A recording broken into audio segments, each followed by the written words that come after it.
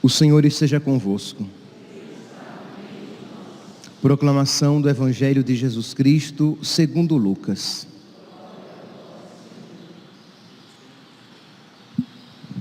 Naquele tempo, Jesus saiu da sinagoga e entrou na casa de Simão. A sogra de Simão estava sofrendo com febre alta e pediram a Jesus em favor dela. Inclinando-se sobre ela, Jesus ameaçou a febre e a febre a deixou. Imediatamente ela se levantou e começou a servi-los. Ao pôr do sol, todos os que tinham doentes atingidos por diversos males, os levavam a Jesus.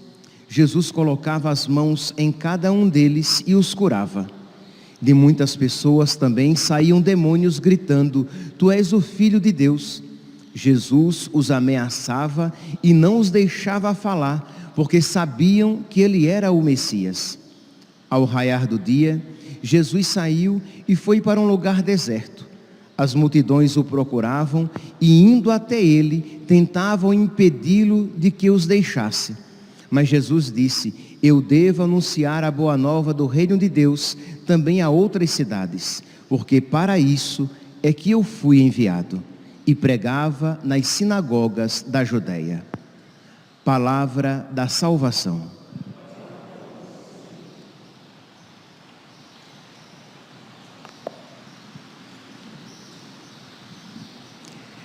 Caríssimos irmãos e irmãs, em alguns trechos das Sagradas Escrituras, no Novo Testamento, nós iremos ouvir Jesus dizer que o reino dos céus é das criancinhas. Quem não se fizer criança, quem não se fizer pequenino como uma criança, não entrará no reino dos céus. E na primeira leitura de hoje, parece, para um olhar, numa leitura desatenta, parece haver uma contradição entre essa afirmação de Nosso Senhor e a afirmação aqui de São Paulo na carta aos Coríntios, quando São Paulo diz: Irmãos, não pude falar-vos como a pessoas espirituais, tive que vos falar como a pessoas carnais, como a crianças na vida em Cristo. Então parece haver uma contradição. São Paulo critica os coríntios porque eles são como crianças, e Jesus, no Evangelho, diz que quem não se fizer pequenino como uma criança, não entrará no reino dos céus. Então vamos aqui, primeiro, compreender o significado da palavra criança no Evangelho e o significado da palavra criança na carta de São Paulo aos Coríntios.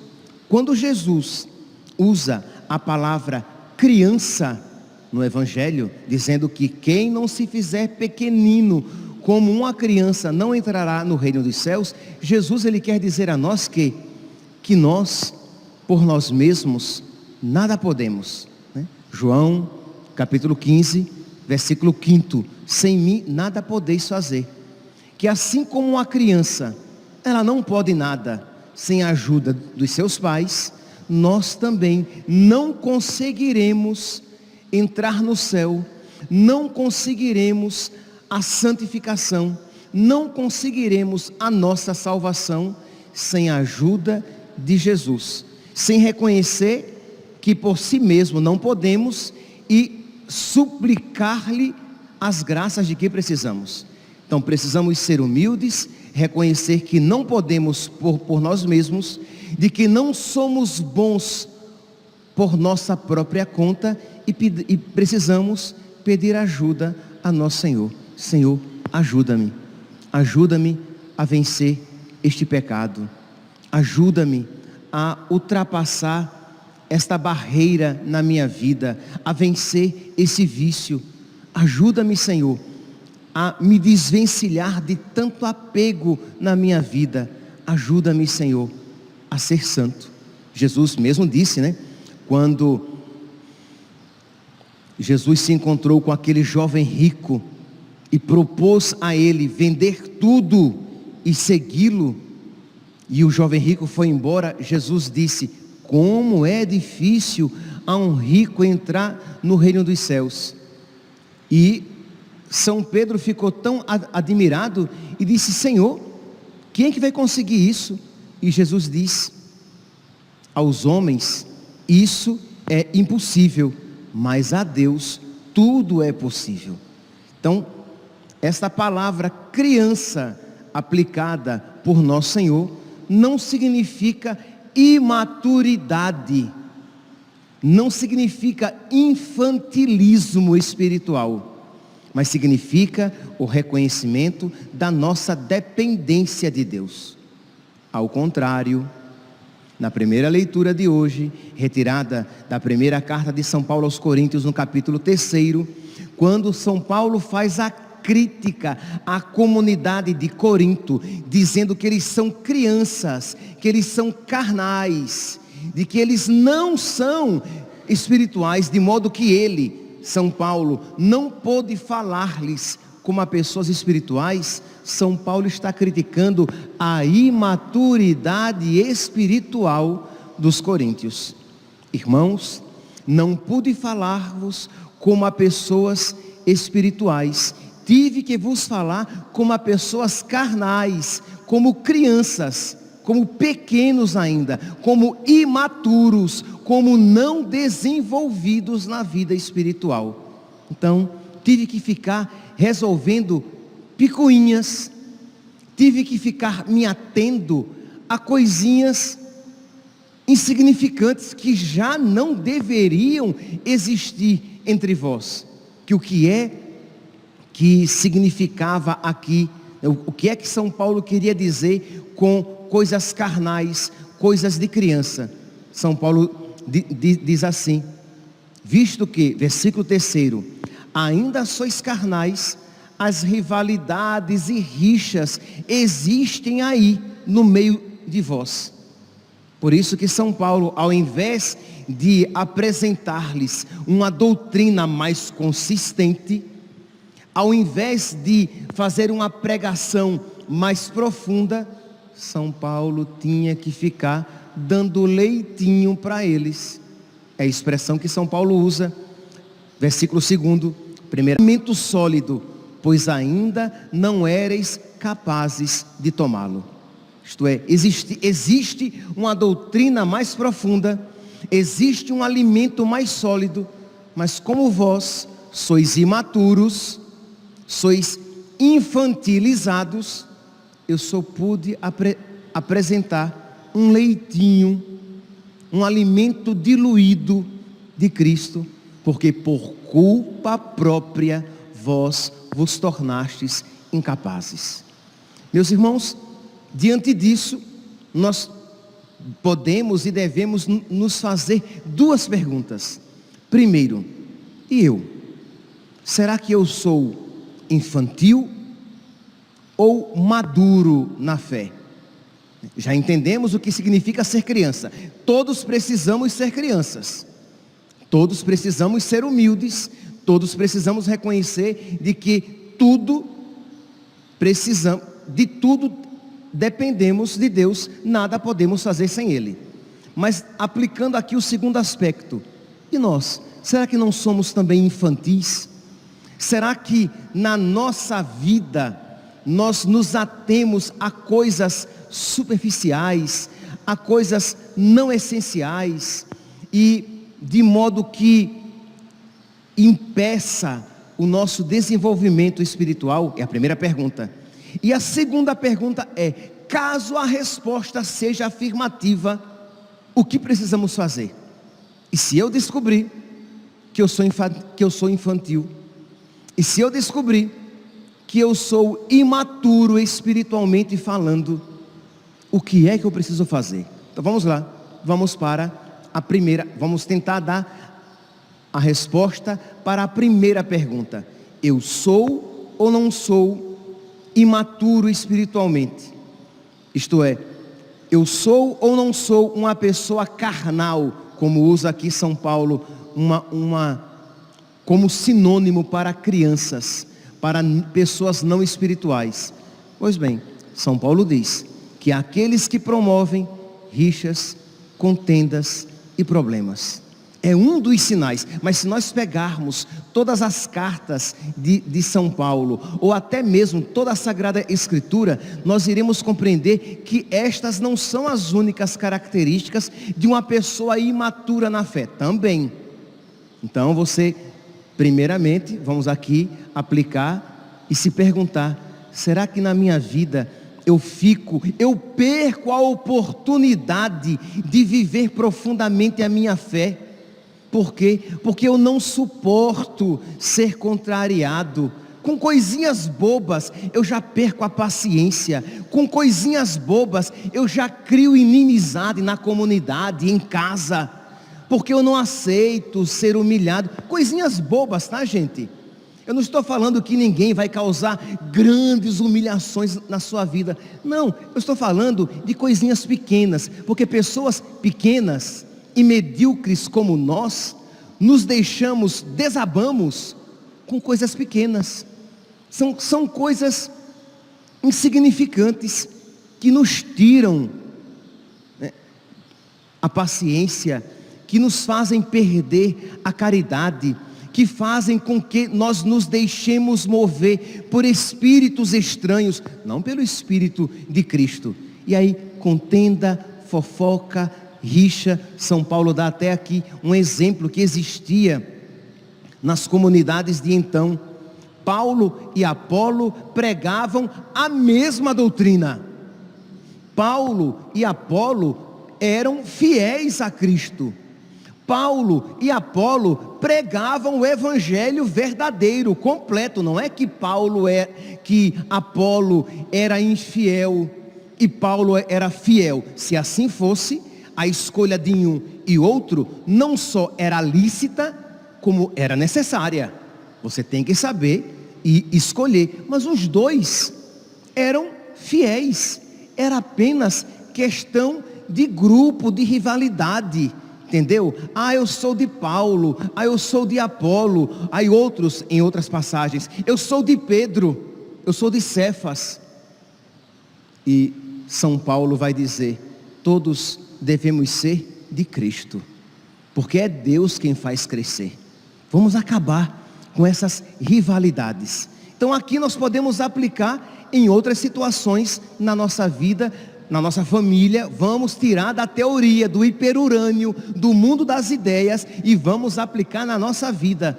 Às vezes probleminhas, rixas, da nora com a sogra, do marido com a esposa, de irmãos entre irmãos, de vizinhos, coisinhas bobas, quando você poderia tirar de letra. Você tem o Espírito de Cristo.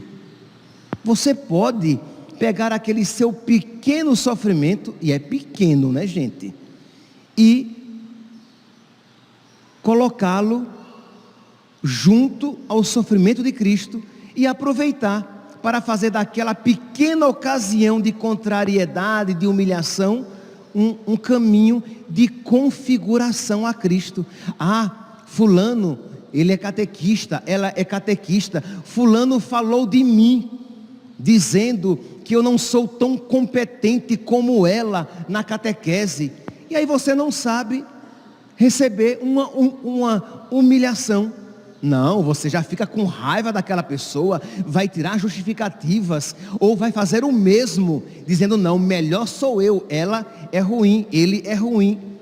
Quer dizer, você é criança na fé, você é imaturo espiritualmente, porque você é incapaz de carregar a sua cruz com maturidade espiritual.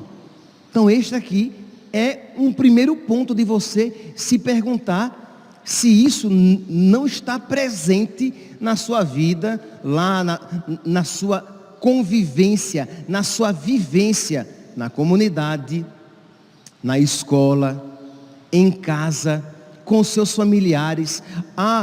O meu marido olhou feio para mim, a minha nora não sorriu quando eu fui visitá-la. E aí se cria um problema, e são pessoas de igreja, são pessoas que vão à missa, que recebem Jesus na Eucaristia, mas que são infantis, que são imaturas, que são carnais, que são movidas por espíritos estranhos, não pelo Espírito de Cristo. Então, meus irmãos, vamos colocar a nossa fé em prática, porque às vezes, repito, nós ficamos com teorias tão elevadas e tão bonitas, mas na prática, nas coisinhas mais simples, nós negamos Jesus Cristo e nos comportamos como crianças de uma maneira infantil, imatura, espiritualmente falando.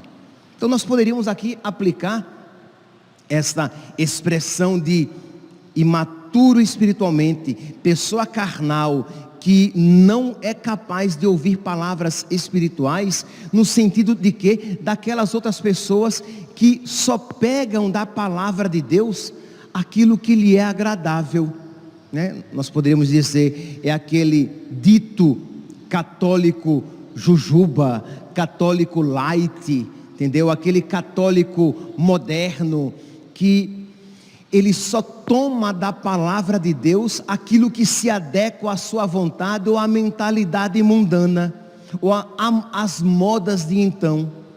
Quando o católico, que não é um imaturo espiritual, mas alguém crescido, maduro na fé, ele abraça a fé católica com tudo aquilo que ela representa. Ele paga o preço por ser católico, ele veste a camisa, não é? Ele assume com todas as suas consequências. Ele é católico, ele é de Cristo na alegria e na tristeza, na saúde e na doença, todos os dias e em todas as situações da sua vida, não apenas naquelas que lhe são mais agradáveis, ou naquelas situações que não vêm de encontro à sua vontade, né, que não lhe causam sofrimento. Assim é fácil, meu santinho, ser católico. Assim é fácil você querer ser militar, né? Eu acho tão bonito a farda. Ok, mas talvez você tenha que ir para a guerra, né? Não, quero não. Mas como assim? Você quer o bônus, mas não quer o ônus? Entendeu? Quer dizer, você quer ser de Cristo? Você quer ser católico? Então abrace toda a doutrina de Cristo, abrace toda a mensagem de Cristo, e não tenha dúvida que tem cruz. E Jesus nunca negou, porque Jesus nunca quis nos enganar. Quem quiser me seguir, renuncie a si mesmo, tome a sua cruz e me siga, porque quem quiser ganhar a sua vida, vai perdê-la.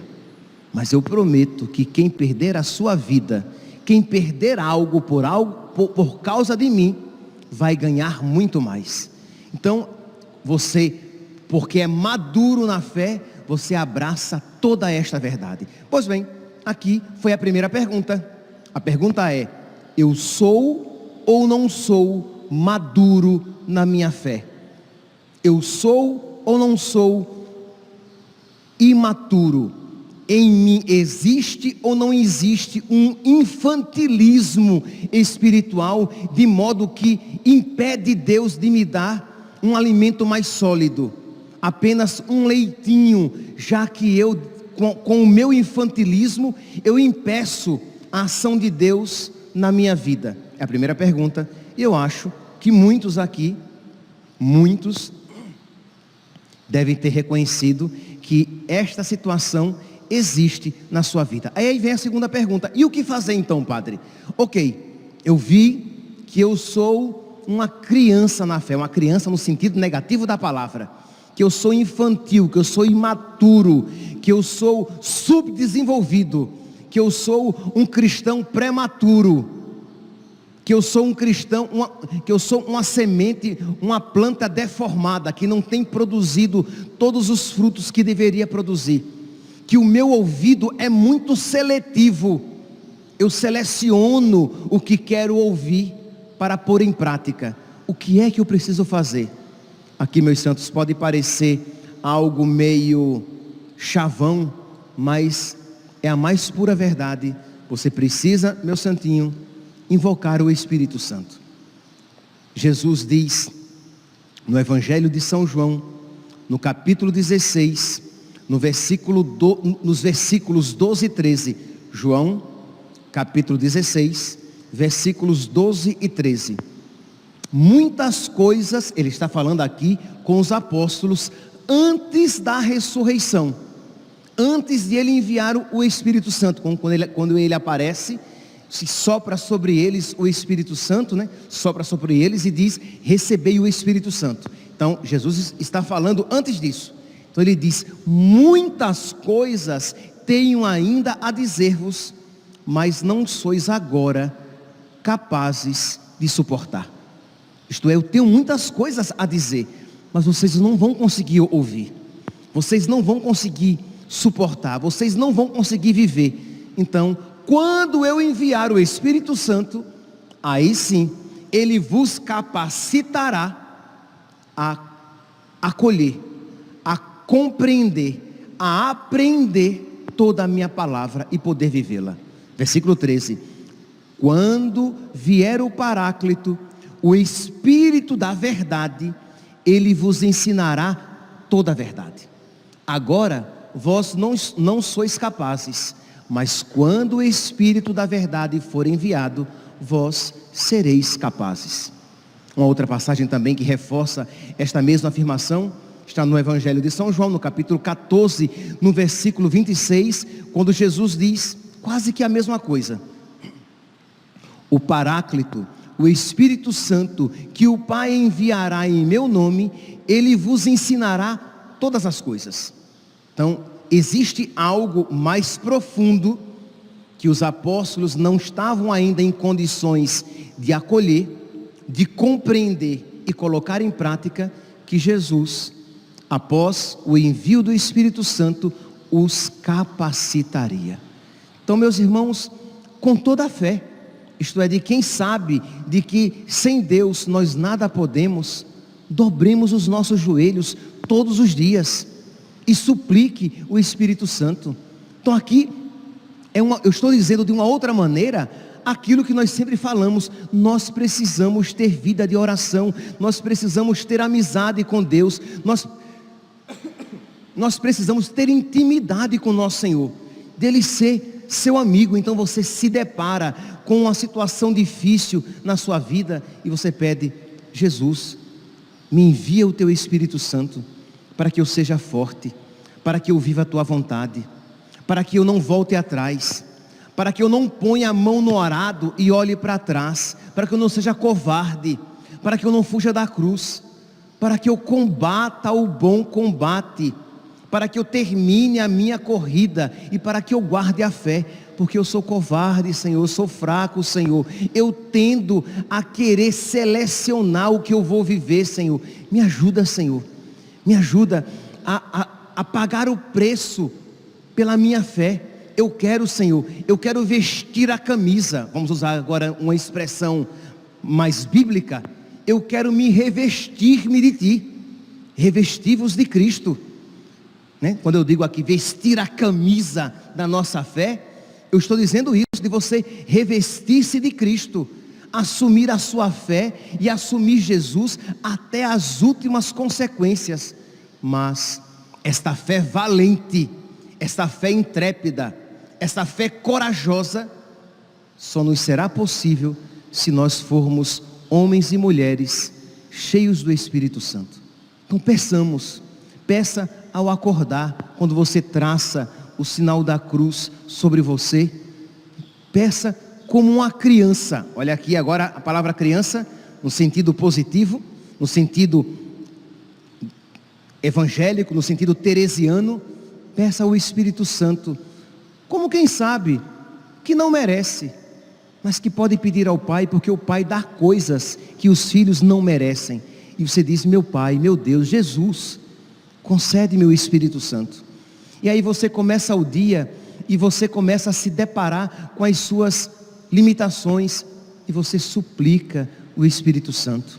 Aí você vai rezar e você vê que você está desatento, ou que você está até com preguiça de iniciar a sua oração, e você suplica ao Espírito Santo, e você está ouvindo a palavra de Deus, e percebe que o seu coração está gélido, está frio, indiferente, que o seu coração não se movimenta com aquela palavra, e você pede o Espírito Santo, e você comunga, mas percebe que você recebeu o sacramento na boca, mas que não abriu as portas do coração para Ele, e você pede o Espírito Santo, e você, no final do seu dia, você percebe que você infelizmente deixou algumas coisas a desejar, e você pede o Espírito Santo para que no dia de amanhã, você possa viver com mais fidelidade a sua fé. Aí, então, e somente então, quando você pedir o Espírito Santo para os seus filhos,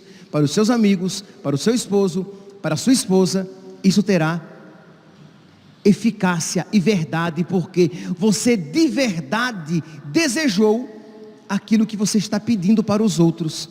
Quando você rezar e pedir a conversão para aquelas pessoas por quem você está rezando, essa será uma prece verdadeira, porque você também deseja para você.